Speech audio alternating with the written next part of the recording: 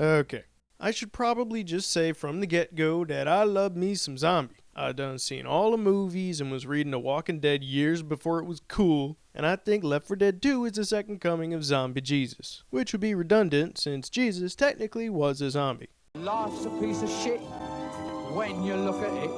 So, now we come to Dead Rising 2. At first, it's like, the box is nice, zombies, check, okay, I think we're good to go, and then bam, penis.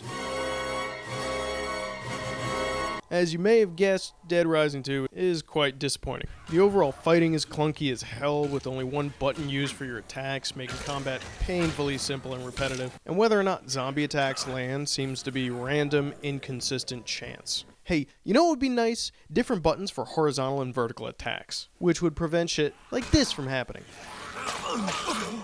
But then again, I guess 2 buttons would be pushing it. And someone needs to tell these idiots that when you're getting attacked from all sides, random, drawn-out finishing moves that you didn't really do anyway, don't exactly work in your favor. Hey kids, it's time for fun with dog shit collision detection.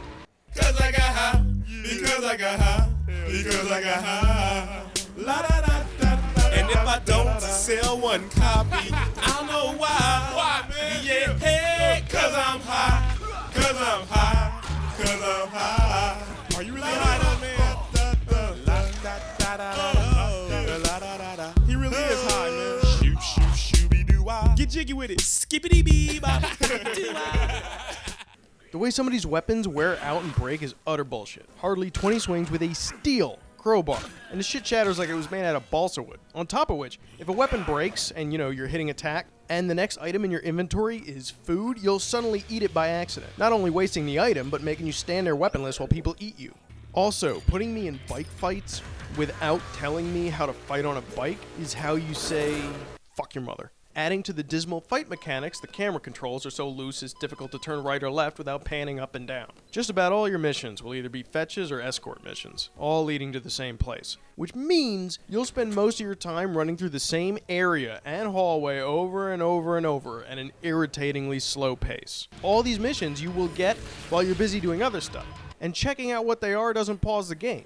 Maybe it's supposed to increase tension or something, but all it increases are the number of irritating design choices present in this game. Like, you say, an overall timer. No one likes an overall timer. Open world environments, which this is supposed to be, are supposed to encourage you to explore, try and be a completist if you want, and search out hidden areas, items, missions, etc. Adding an overall timer kills all of that. On top of which, when you find a survivor, you need to talk to them 4 or 5 times just to get them to tag along. And I don't mean scroll through 4 or 5 lines of dialogue. No, I mean initiate the conversation over and over. Why?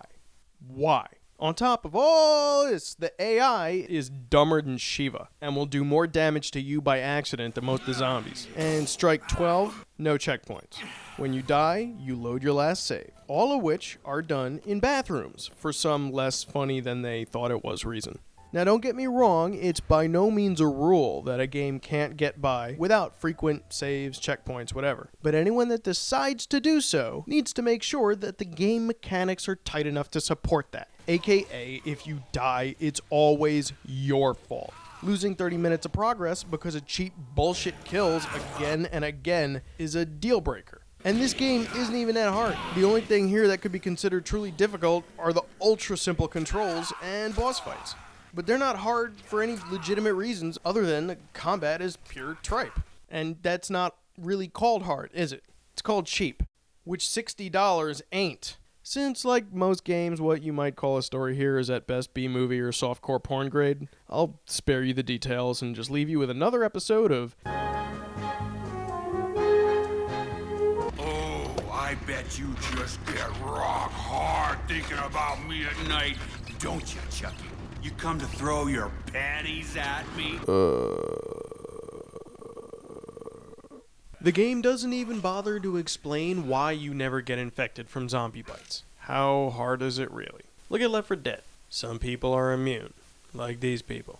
Thus endeth the explanation. One of the few good ideas about this franchise is the idea that you can use just about anything as a weapon, which seems neat, but every weapon you only can attack with one button. But what's cool here is with these little workbenches, you can build all kinds of neat stuff out of the items you find. The game encourages experimentation, and you can end up making some really surprising weapons. Only, since 30 swings later, it's gonna fucking break, I have no incentive to put all the time into finding items and building anything that isn't just already sitting in pieces in front of these benches. It's like they've actively sabotaged the player's wish to give a shit about the only legitimately inventive aspect of the game. In between all this not really fun goodness, not really, load times, and they're very long. But don't worry, there's lots of them. In fact, you don't even need to make it to a new room or area just to get a load time. Awesome, huh? And speaking of load times, look at this. Really? For the map, assholes, there's like one map. How about you load my enthusiasm? In the first game, you could take photos. It was kind of interesting. Well, this time they said, hey, you remember that thing from the last game that was sort of unique that people liked? Yeah, fuck that shit. One of the big improvements the developers have boasted is that there are now 3 save slots, which doesn't mean it's suddenly great so much as it's suddenly slightly less retarded. Another boasted improvement was the supposed shooter controls, which have now been elevated to serviceable at best.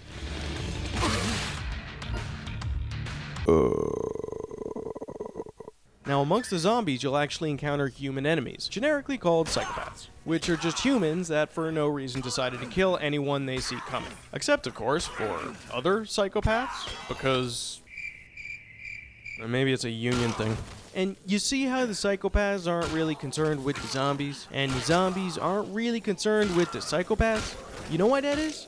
It's because fuck this game. That's why.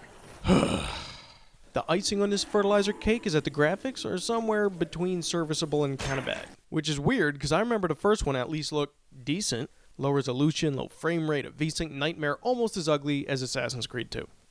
Almost. There's some online components, but who gives a shit? I think one of the worst aspects of this game is that if you only watch it for a few seconds, it looks kind of fun. I understand why someone would see a commercial for this and think, hey, that looks fun. Zombies, yay! This is the saddest piece of shit I've seen since Assassin's Creed 2. And no, I'm not reviewing Brotherhood. The sad truth is that this was damned to be bad on paper before they even fucked up the execution. Every decision they made was wrong, and their subsequent execution was pathetic. What a mess. As to not depress you further, let me remind you that there's plenty of zombie goodness out there. So you can still get your fix without wasting any money on this. And with that note, let's get the fuck out of here.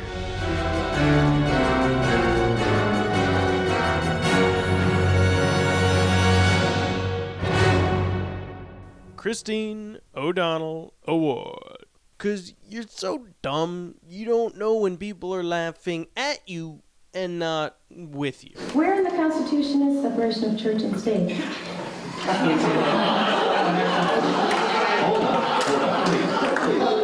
Go away. Evolution is a myth, and even Darwin himself. Evolution is a myth?